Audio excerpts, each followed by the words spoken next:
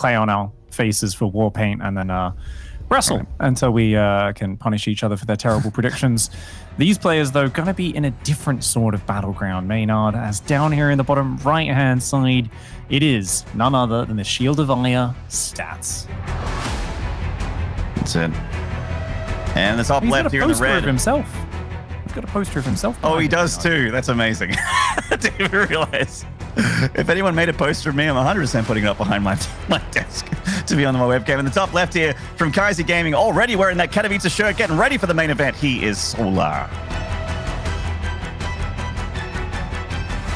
Submarine to start things off. A nice tight map. Sat's going to take advantage of just strolling the probe across the map after the pylon to get that wall, that denial on the hatchery. Solar forced to take the third base. Not the biggest deal there, as he did send the drone out a little ahead of time. And of course, this probe going to come in and say, let's mess up your mineral mining, force a drone to chase me, make you lose a little bit of that mineral income. The mini game that is so common these days, and I feel like Protoss players have got more annoying than ever. A lot of them have rebound rapid fire to their right click ability so that they can just hold down a button on their keyboard to effectively spam right clicks at like 1,000 a second. And that allows them to just kind of win out on that little battle of trying to see who gets to mine from the minerals and deny the other player's worker a little bit faster. So a cool little mechanical change that the Zergs and Protoss both have done for the most part to make it so they don't have to just sit there spamming right click on the minerals the whole time. They can just hold down a button and you know, not get caught behind in that one. But really good micro there from Stats, and just gonna keep our eyes on where they go from there. It looks like the pylon in the middle between the two bases for Stats, and I really am expecting to see a lot more Stargate play today. Yeah, it seems to be switching back into this matchup a little bit more. A little bit less in the Adept Printer, a little bit more on the Stargate. I haven't seen much Archon drop Prism play either. I mean, it does still pop up from time to time. Getting a look at the group here. If you're just tuning in, first of all, welcome. Second of all, that is the current standing. Cyril getting the victory over Showtime in a pretty decisive 2-0 series that lasted all of 15 minutes.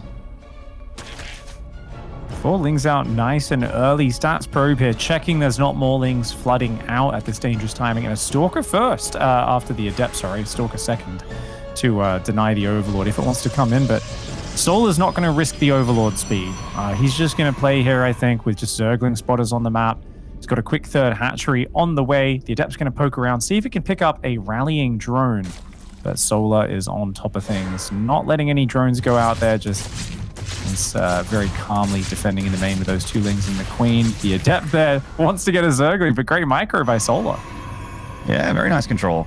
And we were talking about how we don't see a whole lot of the Twilight Council robo openings at the moment, but this is exactly what's happening here from Stats. So skipping the Stargate, it does make you, I feel like, a little bit more vulnerable to a lot of the earlier game cheeses. And he is going to try and go for Adept Printer here, going over the Resonating Glaives. Means a few more Stargates, rather a few more gateways going to be around the corner here for Stats to get those Adept production up. It's up to Solar now to get the scout off and react accordingly. I mean, most Zergs are getting, correct me if I'm wrong, Pete, but I think that most Zergs at the moment are sort of getting to around that 38, 40 drone mark and then sort of going, okay, what's happening here? Do I get that Roach Warren? They're going blind Roach Warren, blind Spore a lot of the time. Actually, haven't seen a Roach Warren yet from Solar. He is getting the Spores now, though. Yeah, Solar's a big fan of like the 4-minute and 5-second Roach Warren, where he'll get out potentially a few Roaches, sometimes a few Ravagers with them, and do the big Lings around Hicks to go heavy on the Zerglings so that he can surround the Adepts. One problem he's run into in the past against players like Parting that he plays, I mean, they just play in every online tournament, and Parting just does this over and over again to him, so Solar's very practiced against it. But often Solar will defend the first wave almost flawlessly, but sometimes it's like the crazy follow-up. It's like the Adepts keep warping in. That's where sometimes Solar falls into trouble.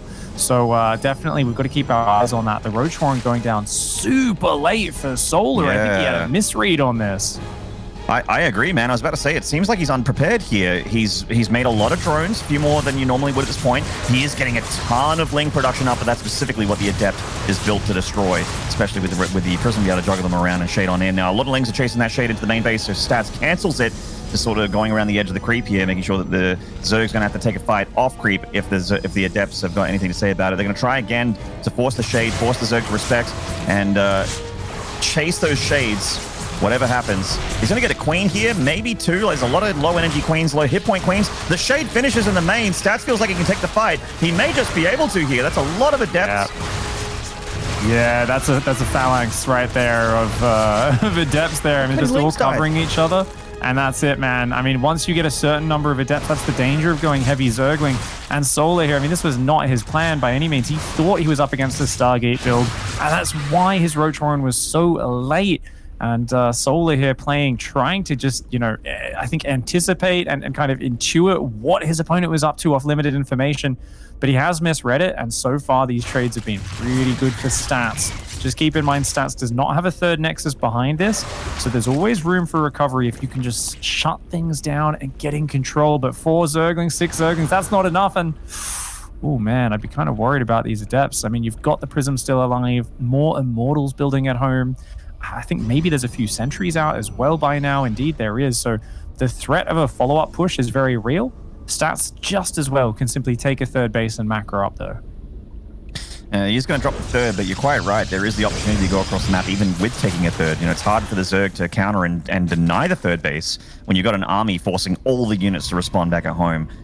So that could be a play here for Stats. And Solar is making a ton of lings right now. He is squeezing out a drone every now and then, but really looks like he might want to try and use that army supply to go across the board here and maybe punish the Protoss for his early game sins. Big warp-ins here. Those Adepts so good at killing Zerglings, and the Immortals and Sentries, of course, great at killing the Roaches. More Lings on the way, but we've seen how Lings fare against Adepts. A big Ling run by, that's going to be the best way to use them for now. The Ravager count is growing. Ravager is really important. If you can get a cancel on the third, this becomes a bit more of an all-in attack for Stats. And you know what? The Spore out front. Ooh, nice force fields. Does trap 2 Roaches and a Ravager. Quick Biles to break him down, though. And look at that. The Ling Roach actually closing the distance here. Big Biles landing. And he's going to get the third base. Solar with a spectacular hold. Very nice hold, and also did not need to bring the Lings back home. He's gotten the pick off on the third base, and that is absolutely huge. Suddenly, Solar in the driver's seat in this game here on Submarine. This Prism's going to juggle Immortals till the end of time, or at least theoretically it will. But the Zerg just has too much, and Stats doesn't want to play it out. GG. Solar takes game 1. Yeah, you could see the frustration there for Stats. He knew that that opening had gone quite well for him. It was all okay, but kind of stuck in a bit of a mixed up position there. I'm not sure if Stats was supply blocked or he just warped in all of his warp-ins on the front, but he'd already probed up his third, at least 8 workers. He hadn't sent them to the third, but he had 2 pylons on the third, 8 extra workers. This was not him going, oh, that's fine, I'll just commit to the push and kill you. He 100% was trying to pressure, see if he could take some trades, but no defense left at the third. Because he was distracted looking at that, trying to scramble to defend, he then lets those Biles land on his army, doesn't land a good second wave of force fields, and I think Stats there, you could see the disappointment on his face. He had a little bit of a shake of his head, a bit of a twitch there, kind of going, you know, this was a good start. I shouldn't have let this game slip away. Yeah, he didn't get a ton of drone kills at the start. I think he killed like 3 drones. So it wasn't really about the drones. He killed a lot of Lings and, of course, shaved into that queen count a little bit and continued to keep Adepts alive. So he had that present threat of Adepts. The follow-up attack looked good on paper, but Solar, you know, getting that great engage up there on the high ground, even off creep with really good Biles connecting on Stats. And the real nail in the coffin there, that pick off on the third base, that gives Stats less options. In fact, his options were 0 at that point after losing your army and losing your third. You're just like, oh, do I chill in my natural and extend this game by 5 minutes, or do I just concede and try again in map 2 with a brand new Nexus with 12 more probes? And that is going to be the pick here. Light Shade, of course, will be the next map here. It was actually the Zerg's pick, so I mean, if this is a map that Solar feels good on, and he can take a swift 2-0 with a map that he feels very good on in this matchup, then I mean that is going to be absolutely awesome here for the Zergs in Group D, starting things off on top. Of course, let's get amongst the guys. We're not quite there yet. In the bottom right here from the Afrika Freaks, it is Stats.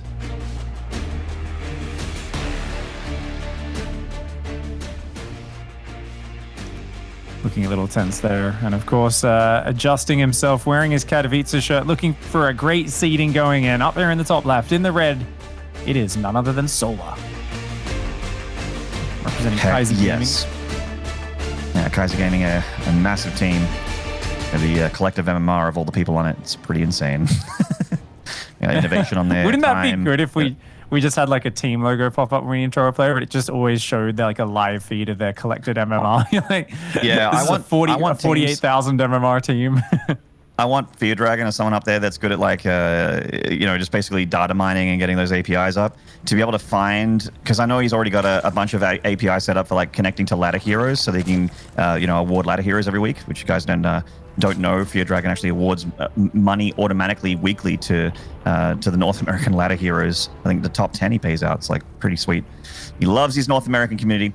I would love that for teams to be like, this is the collective power level of our team. All the MMRs combined. It'd be amazing.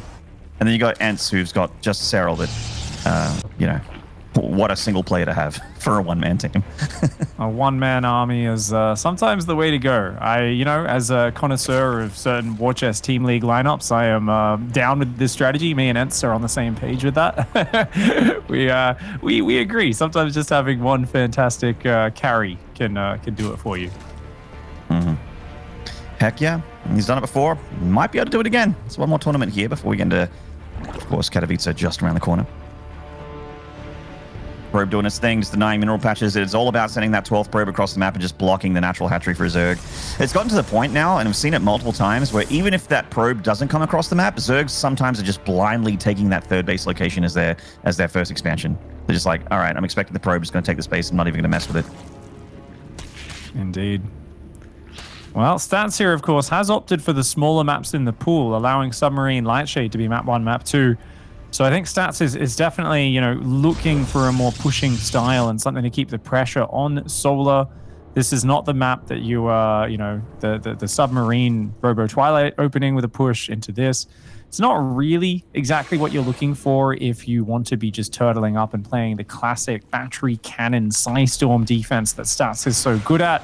He's the man who's known for saying, I could spend my minerals on Zealot run-bys, or I could build another 12 cannons and shield batteries. If he gets to the mid to late game, he's very hard to break. You are not wrong. Dep coming in here just to make sure that the Zerg is keeping honest. No super early Roach Warren or Gas or Lair or anything like that. Stargate opener here for Stats, going for the Adept, and then the Stalker just to block that wall, force back the Overlord. Did get a Ling in the main base, did Solar, so he knows what Stats is up to. Stats, same deal. He's got his Adept in the main, so he let the Adept get right into the mineral line, where I think he might have picked off a drone as well on his way out. We've got the... Just Lings. Yeah. All right. There was a nice Spore trick just at the last second. I guess that did get down in time. The Oracle's on the way. The double Adept going to be as annoying as possible. This third front base is very exposed, but it's in a wide open area, so much easier to defend against things like force fields later on.